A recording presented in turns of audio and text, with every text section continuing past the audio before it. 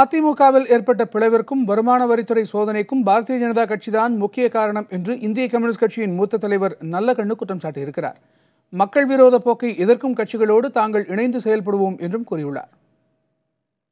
பிஜேபியே சூழ்ச்சியில் இருக்கிறது, சூழ்ச்சியில் தான் அவர் செய்கிறார்கள். வருவாய்த்துறை ரைட்டில் 3 அமைச்சர்கள் தடுத்திருக்காங்க அப்படின்னு சொல்கிறாங்க. அது வந்து தடுத்திருக்கலாம். வருவாய்த்துறை தான் முன்னாலேயே தெரியுமா அவங்களுக்கு எல்லாருக்குமே.